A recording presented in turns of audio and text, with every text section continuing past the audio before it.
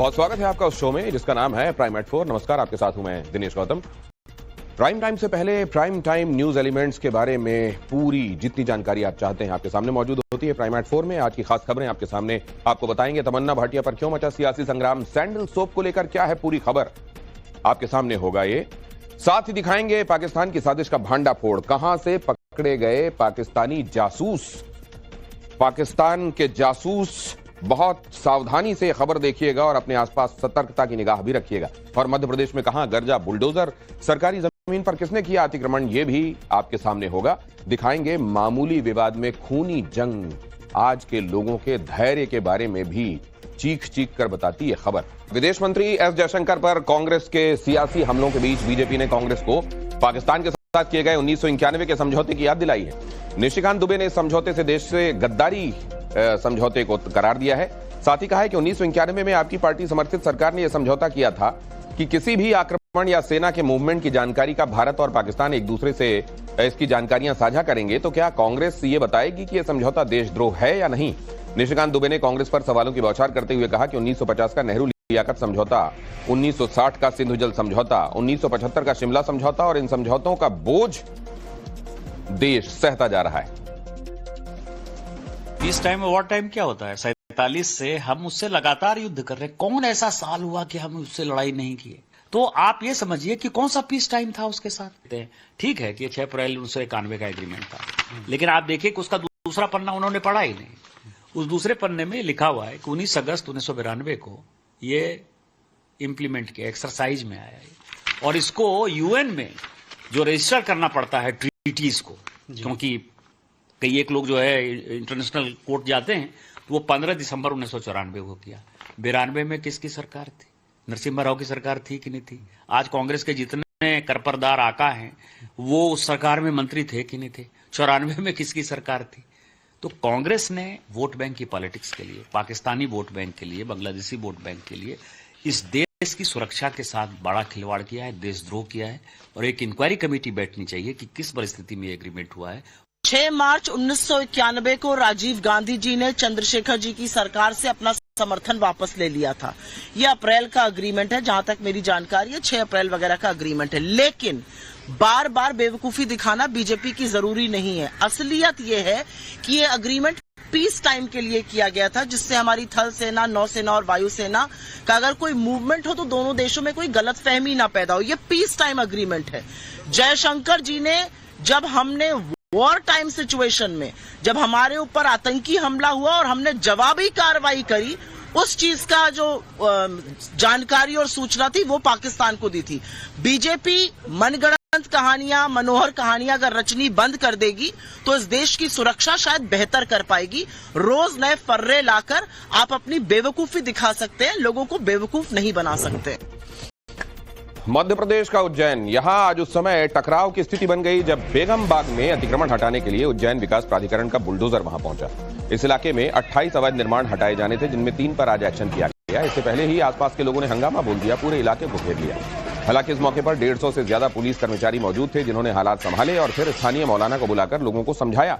लोगों को बताया गया कि यह कोर्ट के आदेश पर किया जा रहा है। लोगों को समझाने के बाद बुलडोजर ने 3 इमारतों में जो एनक्रोचमेंट था उसको गिराया। आरोप है कि विकास प्राधिकरण ने इन घरों को रहने के लिए दिया था, लेकिन लोगों ने इसका कॉमर्शियल इस्तेमाल भी शुरू कर दिया था। जमीन पूरी भूमि प्राधिकरण की हो जाती है और जिन लोगों का कब्जा है वो अवैध निर्माण है एक्चुअली। उस पर सुनवाई करने के पश्चात इसमें अंतिम आदेश जारी किए गए और न्यायालय पर चूंकि स्टे था, अभी दो दिन पूर्व न्यायालय से स्टे वेकेट हुआ है। विधिवत पुलिस प्रशासन, जिला प्रशासन और नगर निगम के द्वारा लगातार जो वहाँ पर लोग रहते हैं, चूँकि कमर्शियल निर्माण है वो सारे के सारे, और कमर्शियल ऑपरेशंस हो रहे हैं, उनसे चर्चा हुई है सुबह से, उनके द्वारा सामान हटाया जा रहा है। मजबूरी है कि कोर्ट का आदेश है और कोर्ट के आदेश के सामने ना तो आप कुछ कह सकते हो ना मैं कुछ कह सकता हूँ के ऊपर। तो कोर्ट का जो आदेश है उस आदेश के ऊपर हमें उस बात को मानना चाहिए, क्योंकि हम कोर्ट के खिलाफ नहीं जा सकते। जो न्यायपालिका है हमें उसका अदब, उसका एहतराम करना होगा। ये बेगम बाग क्षेत्र महाकाल से लगा हुआ एरिया है। यहाँ 2 मकान यूडीए ने जो अतिक्रमण में चिन्हित किए थे। को खाली कराने का, उसके बाद पोजीशन की कार्रवाई है। क्योंकि कार्रवाई बेसिकली यूडीए की, हम लोग यहाँ सुरक्षा के लिए कोई न्यूसेंस ना हो, कोई एलो सिचुएशन क्रिएट ना हो, इसलिए लगभग 150 का पुलिस फोर्स यहाँ मौजूद है। उज्जैन के बेगम बाग इलाके में अचानक बुलडोजर कार्रवाई क्यों हुई? क्या वाकई यहां एनक्रोचमेंट था जिसको हटाया जाना था, या लोगों ने इसको कुछ और समझा? बहुत जल्दी से देख लीजिए, उज्जैन के बेगम बाग में अतिक्रमण किया गया था। यूडीए का दावा है, उज्जैन डेवलपमेंट अथॉरिटी ये दावा कर रही है कि मकानों को उसने लीज पर दिया था। 2014 में मकानों की लीज खत्म हो गई थी, लोगों ने लीज को रिन्यू भी नहीं कराया था और इसका कॉमर्शियल इस्तेमाल करना शुरू कर दिया था, जिसके बाद उज्जैन विकास प्राधिकरण ने उनको नोटिस पहले जारी किए थे और 28 प्रॉपर्टीज को चिन्हित किया गया था, जिनमें आज 3 मकानों पर यूडीए ने बुलडोजर चलाया। यूडीए की कार्रवाई का लोगों ने जब विरोध किया तो जाहिर है वहां पर लोगों को यह बताया गया कि ये क्यों किया जा रहा है, कोर्ट के आदेश के बावजूद किया जा रहा है। लेकिन उधर अब लोगों को समझाए जाने के बाद यूडीए अपनी कार्रवाई को आगे बढ़ा रहा है। आगे आपको दिखाऊंगा, विदेश मंत्री एस जयशंकर पर कांग्रेस के सियासी हमलों के बीच बीजेपी ने कांग्रेस को पाकिस्तान के साथ किए गए 1991 के समझौते की याद दिलाई है। निशिकांत दुबे ने इस समझौते से देश से गद्दारी समझौते को करार दिया है।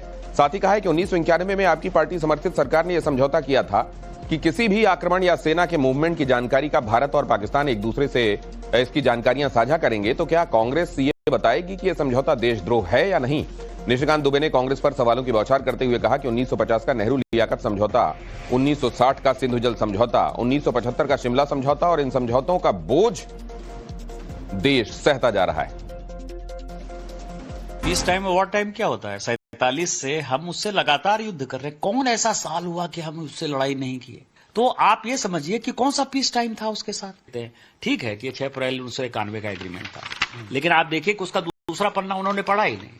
उस दूसरे पन्ने में लिखा हुआ है कि 19 अगस्त 1992 को ये इंप्लीमेंट किया, एक्सरसाइज में आया है और इसको यूएन में जो रजिस्टर करना पड़ता है ट्रीटीज को, क्योंकि कई एक लोग जो है इंटरनेशनल कोर्ट जाते हैं, तो वो 15 दिसंबर 1994 को किया।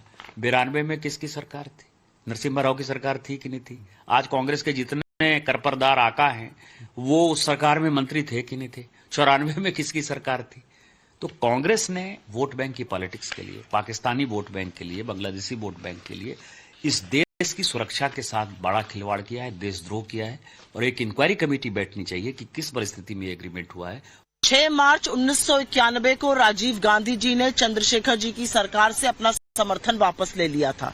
यह अप्रैल का अग्रीमेंट है, जहां तक मेरी जानकारी है 6 अप्रैल वगैरह का अग्रीमेंट है। लेकिन बार बार बेवकूफी दिखाना बीजेपी की जरूरी नहीं है। असलियत यह है कि यह अग्रीमेंट पीस टाइम के लिए किया गया था, जिससे हमारी थल सेना, नौसेना और वायुसेना का अगर कोई मूवमेंट हो तो दोनों देशों में कोई गलतफहमी ना पैदा हो। यह पीस टाइम अग्रीमेंट है।